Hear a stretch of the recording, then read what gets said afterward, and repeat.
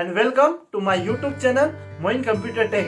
क्या आप भी बनना चाहते हैं कंप्यूटर के एक्सपर्ट, मगर पैसा, समय या किसी और कारण से आप इंस्टीट्यूट नहीं जा सकते? तो डोंट वरी, मैं आपके लिए लेके आ रहा हूँ डिजिटल क्लासेस, वो भी फ्री ऑफ कॉस्ट, जहां से आप लोग नई नई स्किल को डेवलप करके फ्यूचर में बहुत अच्छी अर्निंग कर सकते हो। तो फिलहाल में हम लोगों का एक सीरीज चल रहा है माइक्रोसॉफ्ट एक्सेल का, जहां पे हम लोग एक्सेल के अंदर में टोटल 25 क्लास कंप्लीट कर चुके हैं। अगर आप लोगों ने वो क्लास अटेंड नहीं की है तो नीचे डिस्क्रिप्शन में प्लेलिस्ट का लिंक है, जहां पे आप स्टेप बाय स्टेप पूरी क्लासेस सीख सकते हैं। आज हम सीखेंगे 26 नंबर की क्लास को। तो चलिए वीडियो को शुरू करते हैं और जानते हैं माइक्रोसॉफ्ट एक्सेल में फॉर्मूला टैब के फंक्शन लाइब्रेरी में आपके फाइनेंशियल ऑप्शन को। फाइनेंशियल के अंदर में बहुत सारे फॉर्मूलेस वगैरह दिए हैं फाइनेंशियल से रिलेटेड। तो आज की डेट में हम लोग एक्रिएंट और एक्रिएंट एम फॉर्मूला के बारे में बात करेंगे। ये फॉर्मूले क्या है, कहाँ यूज आते हैं और कैसे इसका इस्तेमाल किया जाता है। तो लाइव हम लोग देखेंगे कैसे इन फॉर्मूले को हम अपने टेक्स्ट के ऊपर में या अपने डॉक्यूमेंट के ऊपर में अप्लाई कर सकते हैं। तो चलिए सबसे पहले समझते हैं एक्रिएंट है क्या।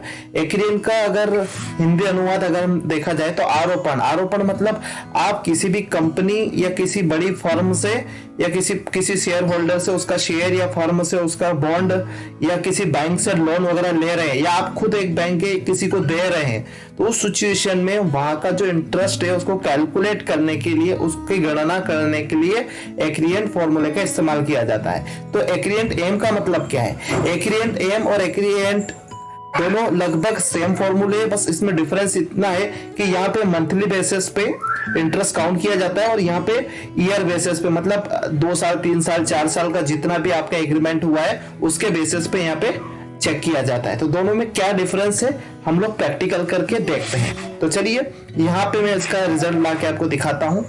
तो इसको अप्लाई करने के लिए सबसे पहले हम इक्वल टू टाइप करेंगे, देन एक्रिएंट यहाँ पे मैन्युअली हम लिखेंगे, उसके बाद में ब्रैकेट को ऑन करेंगे। ये एक बेसिक है, जितने भी फॉर्मूले हैं ये सारे फॉर्मूला का बेसिक है।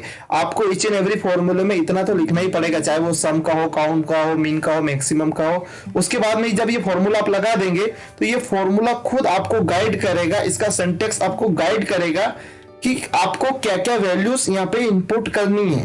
तो इस वैल्यूज को देख के एक एक आप इनपुट करते जाइए, आपका बराबर रिजल्ट आपको सामने मिल जाएगा। ये बोल रहे इशू। इशू मतलब क्या? आपको वो डेट लिखनी है जिस डेट में आपने कंपनी का बॉन्ड या लोन लिया है। इशू डेट क्या थी? उन्होंने किस तारीख को आपको बॉन्ड या लोन इशू किया था या आपने किया है, अगर आप किसी को दे रहे हैं तो पकड़ लीजिए, ये मैंने 1/1/2022 वाला सेल को मैंने सिलेक्ट किया है, D9 सेल। या तो आप मैन्युअली यहाँ पे D9 लिख सकते हो या पे सिलेक्ट कर सकते हो। उसके बाद में बोल रहा है कॉमा लगाइए। यहाँ पे एक छोटा सा कॉमा दिखाई दे रहा है, आप जूम करके देखिए, अपने मोबाइल में जूम हो जाएगा, एक बार करके देखिए आप लोग, वापस से जूम ऑफ कर लेना। तो बिल्कुल इस तरीके से ये कोमा छोटा सा दिखाई दे रहा है, ये कोमा आपको लगाना है। कोमा आपने लगाया, उसके बाद में ये बोल रहा है फर्स्ट इंटरेस्ट, यानी कि पहला ब्याज कब आएगा।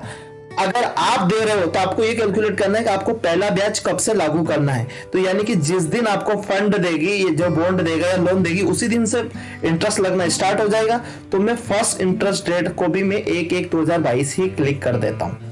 मैं बार बार बोल रहा हूं, आप चाहे तो मैन्युअली सेल का एड्रेस लिख सकते हो या उस सेल पे क्लिक कर सकते हो। उसके बाद में आप देखेंगे दोबारा कोमा आपको लगाना है, फिर कोमा लगा दिए। ये बोल रहे सेटलमेंट। सेटलमेंट मतलब किस तारीख को आप पूरा अमाउंट लौटाएंगे, पूरा बॉन्ड कंप्लीट करके लौटाएंगे, या अपना जो भी बॉन्ड है या पैसा है वापस रिटर्न लेंगे। दोनों सिचुएशन में कैलकुलेट करके मैं आपको दिखा रहा हूं।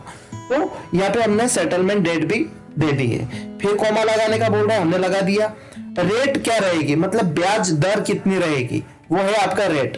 तो मैंने ये ब्याज दर दी 6%। यहाँ पे मैं एग्जांपल के लिए लिखा हूं, वैसे इतने कम में कहीं ना बॉन्ड मिलता है, नहीं कोई आपको देगा, ना ही आप किसी को देंगे, और लोन का तो आप छोड़ ही दो। बाद में ये बोल रहे हैं पर मतलब क्या है? वो वैल्यू जिसपे आप अमाउंट उठा रहे हैं, जिसका ब्याज लगना है, जो मूलधन जिसको बोला जा सकता है, वो है आपकी पर वैल्यू। तो मैं यहाँ पे पर वैल्यू को क्लिक कर लेता हूं। तो मैंने पर वैल्यू क्लिक कर ली है, D13 इसका एड्रेस आ गया, देन कोमा लगाता हूं। कोमा लगाने के बाद फ्रीक्वेंसी टोटल, जैसे ही मैंने फ्रीक्वेंसी पे आया हूं तो यहाँ पे आपको 3 ऑप्शन दिखाई दे रहे हैं, एनुअल, उसके बाद में सेमी एनुअल और क्वार्टरली। क्वार्टरली अगर आप काउंट करना चाहते हैं, मतलब हर 3 महीने का इंटरेस्ट काउंट करना चाहते हो तो आप क्वार्टरली लगा दीजिए। सेमी एनुअल मतलब आधा साल, अर्धवर्षीय अगर ब्याज जोड़ना चाहते हो तो आप 2 लिख दीजिए, और एनुअल अगर आप जोड़ना चाहते हैं तो आप 1 लिख सकते हैं। तो मैं आधे साल का ब्याज लगा रहा हूं 6%, तो यहाँ पे मैं 2 नंबर टाइप कर दिया। तो इसको मैं सिलेक्ट कर लेता हूं। सिलेक्ट करने के बाद कॉमा लगाता हूं। कॉमा लगाने के बाद बोल रहा है बेसिस। बेसिस का मतलब होता है कि आपके कंट्री में कितने दिन का साल होता है, या मैंने अर्धवर्षीय फ्रीक्वेंसी लगाया, तो अब मुझे ये भी बताना पड़ेगा कि हमारे यहाँ पे 360 दिन का पूरा साल होता है या 365 दिन का होता है। कई ऐसी यूरोपियन कंट्री है जहाँ पे 360 दिन के अंदर में पूरा साल खत्म हो जाता है, तो हमारे यहाँ पे मोस्टली 365 दिन काउंट होता है। तो आप यहाँ पे क्लिक भी कर सकते हैं, या फिर आप यहाँ पे इन चीजों को सिलेक्ट कर लेंगे। तो मैंने बेसिस में 3 नंबर सिलेक्ट किया, क्योंकि हमारे यहाँ पे 365 दिन काउंट होते हैं, और मैं ब्रैकेट को ऑफ कर देता हूं। तो यानी कि मैंने पूरा फॉर्मूला का जो भी रिक्वायरमेंट था वो रिक्वायरमेंट फुलफिलमेंट कर दिया है, और अब मुझे इसका आरोपण निकालना है, मुझे इसका एक्रियंट निकालना है। तो मैं इंटर प्रेस करता हूं, तो आपको यहाँ पे वैल्यू दिख गई है 12,016.43 रुपए। बाकी की वैल्यू अगर आप कम करना चाहते हैं तो इसके को कम कर सकते हैं यहां से। तो मैं 2 डेसिमल तक रख लेता हूं, तो ये इसकी वैल्यू निकल के आ चुकी है। ये इतना इंटरेस्ट इसके ऊपर में निकल के आ चुका है। तो ये इंटरेस्ट निकालने में आप लोगों को काम आएगा। तो ये तो था एक्रियंट। अब एक्रियंट एम में कितना डिफरेंस है, यहाँ पे क्या होता है, यहाँ पे आप लोगों को फर्स्ट इंटरेस्ट डेट होती है उसकी रिक्वायरमेंट नहीं होती है, साथ साथ में आपको यहाँ पे फ्रीक्वेंसी की जरूरत नहीं पड़ती, और ये लंबे समय के लिए निकाला जाता है। थोड़ा सा डिफरेंस आएगा, वैल्यू और डेट मैंने सेम रखी, अमाउंट सेम रखा है, लेकिन कितना डिफरेंस आता है वो हम लोग देखने की कोशिश करते हैं। तो मैं यहाँ पे इस फॉर्मूले के लगा लेता हूं, इक्वल टू एक्रियंट एम, फॉर्मूला मैंने लगाया है, ब्रैकेट को ऑन किया है। ब्रैकेट ऑन करने के बाद फॉर्मूला खुद बोल रहा है कि मुझे किस किस चीज की रिक्वायरमेंट है। तो वही जो इशू डेट जिस दिन बॉन्ड रिलीज हुआ है या आपका लोन रिलीज हुआ है, तो मैंने इशू डेट यहाँ पे लिख दी है। अब यहाँ पे एक चीज ध्यान देने वाली है, जो भी आप डेट लिख रहे हो वो डेट फॉर्म में होनी चाहिए, इंटरेस्ट लिख रहे हो इंटरेस्ट फॉर्म में होना चाहिए, और नंबर लिख रहे हो नंबर फॉर्म में होना चाहिए। याद रखिए जनरल या टेक्स्ट फॉर्म में नहीं होना चाहिए, नहीं तो आपको हैशटैग वैल्यू का एरर आएगा। अगर आपको हैशटैग वैल्यू का एरर आ रहा है तो आप इनके फॉर्मेट को चेंज करिए। तो चेंज करने के लिए आपको कहां जाना पड़ेगा, नंबर ग्रुप के अंदर में, जहां से आप चेंज कर सकते हो। तो मैंने यहाँ पे इशू डेट लिख दी है, देन कॉमा लगाने के लिए बोल रहा है, मैंने कॉमा लगा दिया है। कॉमा लगाने के बाद सेटलमेंट डेट पूछ रहे हैं, लास्ट डेट जिस दिन हमको बॉन्ड को क्लोज करना है, तो मैंने सेटलमेंट डेट लिख ली है, कॉमा लगाया है। रेट पूछ रहा है तो मैंने रेट भी लिख दी है। उसके बाद में पर वैल्यू पूछ रहा है, तो 2 लाख रुपए का पर वैल्यू भी मैंने यहाँ पे टाइप कर दिया है।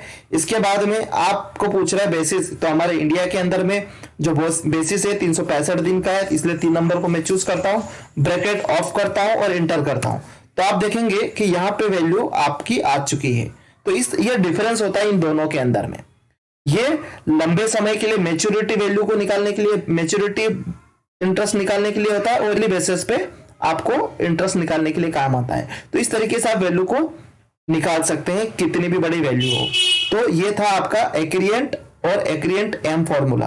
तो उम्मीद है आप लोगों को यह फॉर्मूला बहुत अच्छी तरीके से समझ में आया होगा।